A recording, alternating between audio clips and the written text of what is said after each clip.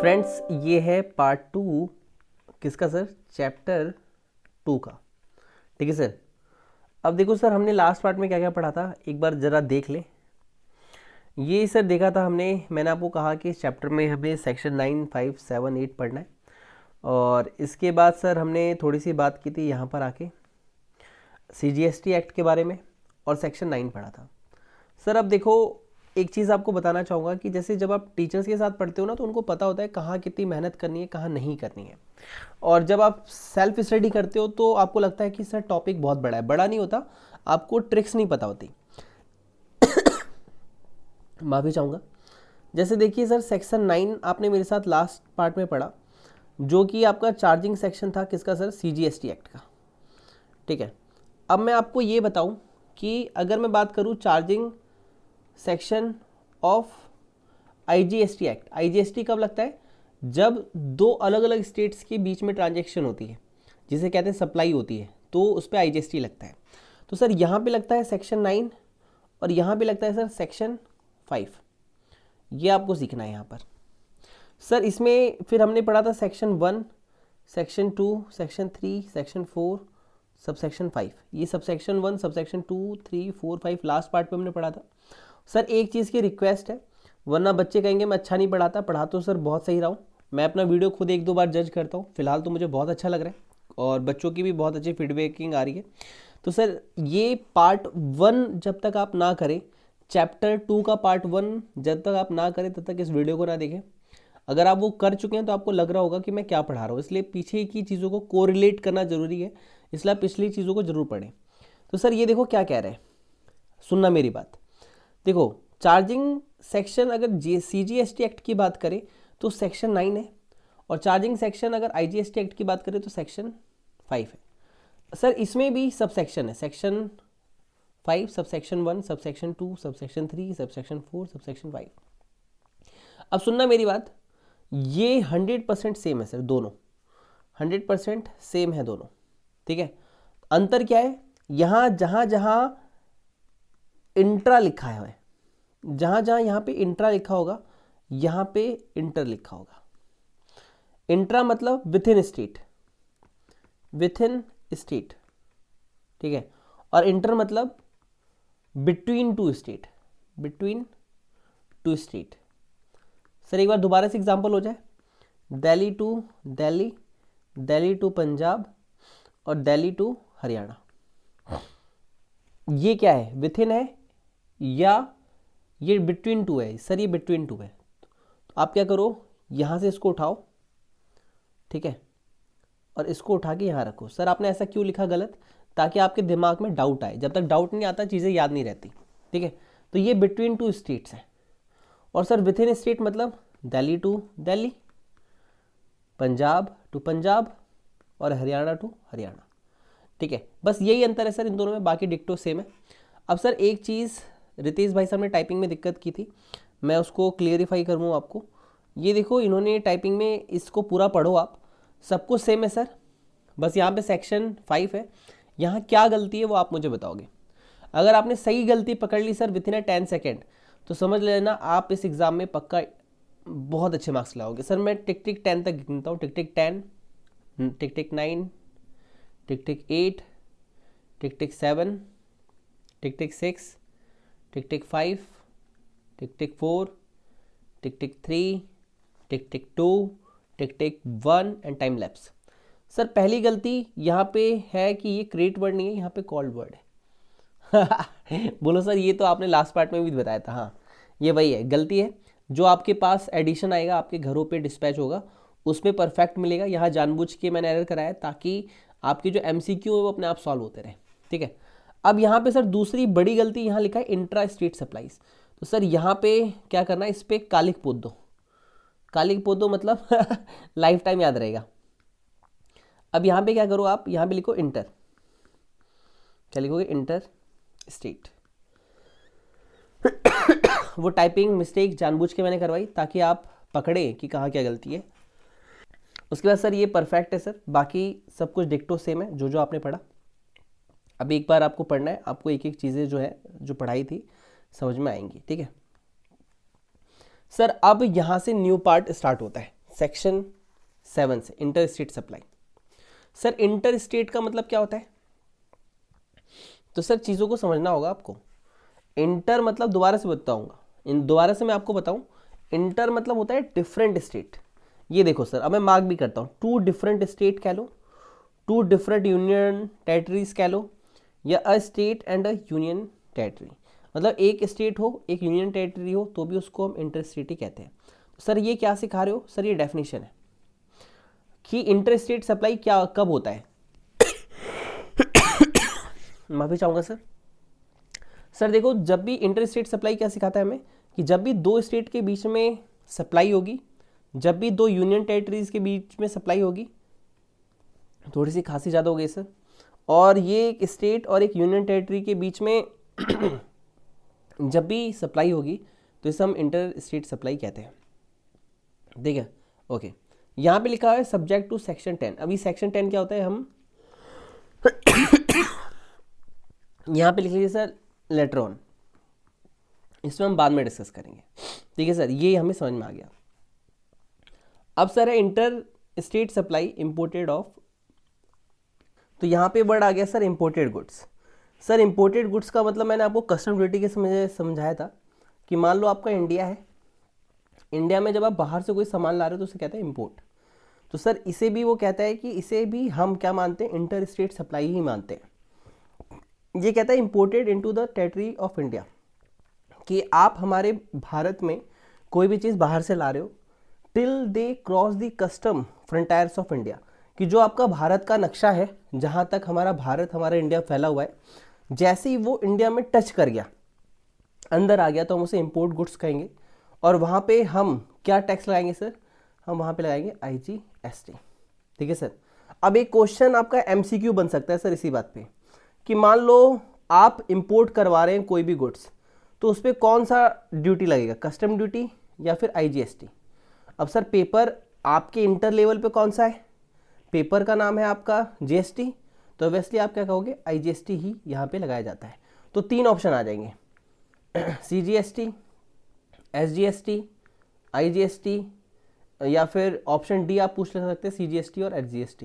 तो sir confuse कर रहा है आपको, IGST लगता है। उसके बाद है sir with in India. With in India भी एक है सर।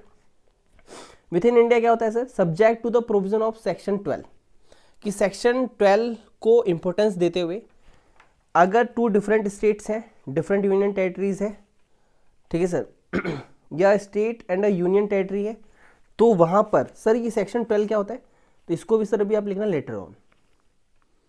लेटर ऑन मतलब अभी इस पे हम डिस्कशन करेंगे। तो मतलब एक मैंने आपको मार्क कराया, सेक्शन 10 हमें पढ़ना बाकी है, तो जब आएगा पढ़ेंगे। सेक्शन 12 अभी हमारा पढ़ना बाकी है, जब आएगा तो हम पढ़ेंगे।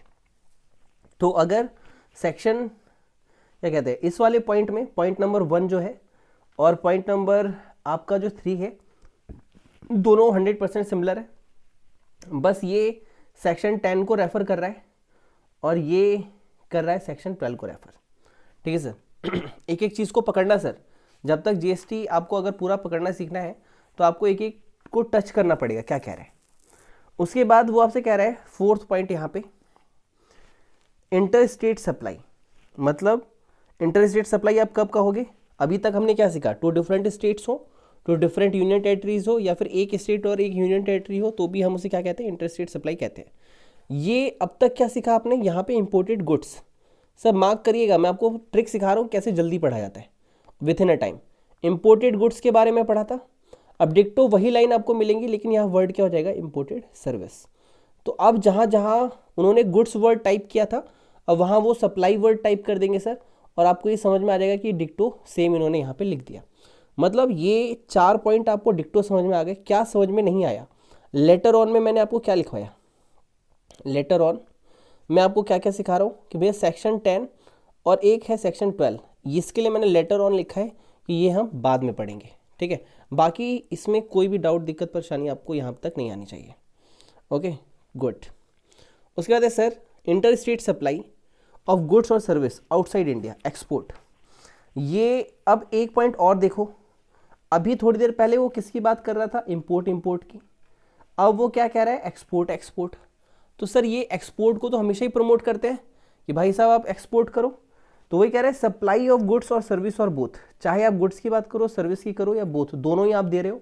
When the supplier is located in India and the place of supply is outside India, कि जो बेचने वाला है, जो सप्लाई कर रहा है, जो सेल कर रहा है गुड्स को या सर्विस दे रहा है, वो तो भारत का निवासी है, और सर्विस कहाँ दे रहा है सर? आउटसाइड इंडिया दे रहा है। क्या कर रहा है? इंडिया के बाहर दे रहा है। तो इस पे हम एक्सपोर्ट करते हैं, और एक्सपोर्ट पे भी क्या लगता है? IGST ही लगता है।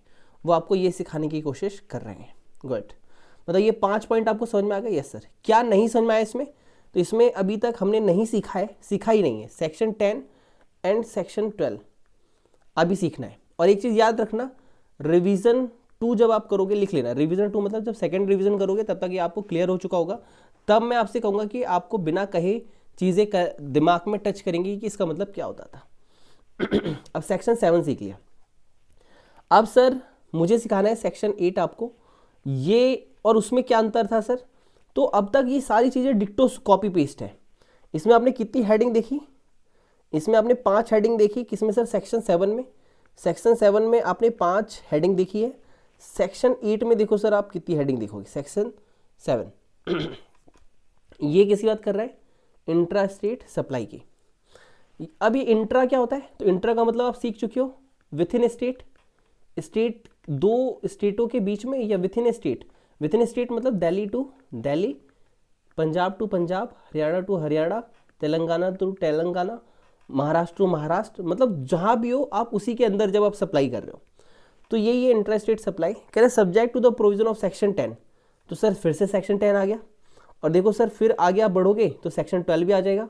तो वही वो कह रहा है कि सेक्शन 10 को अगर आप इंपॉर्टेंस दें तो वहाँ पे लिखा है कि जब आप सेम स्टेट का example Delhi to Delhi, union territory मतलब कि ऐसी जगह जहाँ पे स्टेट ना होकर टेरिटरी होती, तो वहाँ पे सेम यूनियन टेरिटरी जब भी सेम होगा, नालायक को बचपन वाला सेम नहीं खेल रहा, मैं बड़ों वाला कह रहा हूँ। जब सेम यानी with in a same city, with in a same state, with in a same union territory word होगा, तो सर एग्जाम में आपको स्टेट और यूनियन टेरिटरी ही लिखना है, ठीक है, सिटी वर्ड नहीं लिखना है। और दूसरा क्या कह रहा है? Subject to the provision of section 10। देखो सर अब इसमें क्या गलती कर दी इन्होंने सेक्शन 12 लिखना था। यहाँ पे क्या लिखना था? 12। Supply of goods where the location of the supplier and the place of supply of goods are in. मतलब कि दोनों में क्या अलग है? दोनों सर 100% सेम है कंटेंट। अंतर क्या है सर? यहाँ पे सेक्शन 10 है और यहाँ पे सेक्शन 12 है। तो सर देखो यहाँ पे GST रेट्स है, इसको बस एक लुक दे देना, लुक एट ग्लैंस, मतलब एक लुक देना, मतलब बस एक बार नज़र मार लेना कि ये क्या है, बस। और कोई भी एग्जाम में काम का क्वेश्चन इसमें से नहीं आने वाला। तो हमने इंट्रा स्टेट सप्लाई भी सीख लिया। तो सर अब तक आप चैप्टर 2 में क्या क्या सीखे? तो चैप्टर 2 में आपने मेरे साथ सेक्शन 9 सीखा, सेक्शन 5 सीखा, उसके बाद आपने मेरे साथ अच्छा सा सेक्शन 7 सीखा, सेक्शन 8 सीखा। ये वो है जो आप याद रख सकते हो, और इसमें मैं सबसे ज़्यादा कहूँगा कोई याद करो या ना करो, सेक्शन 9 रिमेंबर रखना sir, charging section of CGST act. Sir क्या नहीं सीखा? यहाँ पे लिखो अब, नहीं सीखा हमने। क्या नहीं सीखा? हमने सेक्शन 10 अभी पेंडिंग में रखा कि हम सीखेंगे, और सेक्शन 12 सर ने कहा पेंडिंग में सीखेंगे। बाकी सर ने कहा कि सब कुछ सीख गए, ठीक है सर। अब मैं आपको कुछ थोड़ा सा नोटिंग करवाऊंगा। 2 बातें सिखानी है सर। नोट में सर नोट 1 मैं आपको सिखाने वाला हूँ सेक्शन 16, जो कि आपको सिखाता है zero rated supply, zero rated supply. ये जीरो रेटेड सप्लाई सिखाना है सर। और एक आपको सिखाना है SCZ। सर ये क्या कहता है? Zero rated supply. ये आपसे कह रहा है कि मान लो आप विथ इन इंडिया ही हो। अब विथ इन इंडिया हो तो कई बार इंडियन गवर्नमेंट चाहती है कि हम एक्सपोर्ट को प्रमोट करें। तो एक्सपोर्ट को प्रमोट करने के लिए गवर्नमेंट कहती है कि आप एक्सपोर्ट करो, आप चीज़ों को आउटसाइड इंडिया भेजो, लेकिन हम आपको, मान लो आपका गुड्स अगर 100 रुपये का है, तो हम आपको ये जो 10 रुपये आपके GST लगने वाले हैं IGST के नाम से, तो वो हम आपसे नहीं लेंगे। इसका रेट हम आप 100 रुपये, आप 100 का सामान भेजोगे तो हम इसको 0 कर देंगे, आपको 100 का ही भेजने देंगे, ताकि हमारे इंडिया का प्रोडक्ट अदर कंट्री में जाके सस्ता बिके, इसलिए हम उस पर और कोई ड्यूटी नहीं लगाएंगे। तो इस केस में हम एक रेट लगाते हैं, जीरो रेटेड सप्लाई, यानी इसका मतलब ये नहीं है कि टैक्स नहीं लगना चाहिए था, टैक्स लगना चाहिए था, बट ये भाई साहब क्या कर रहे हैं, ये भाई साहब एक्सपोर्ट कर रहे हैं, इसलिए इनके सामान को हम लोग जीरो रेट से टैक्सेबल कर रहे हैं।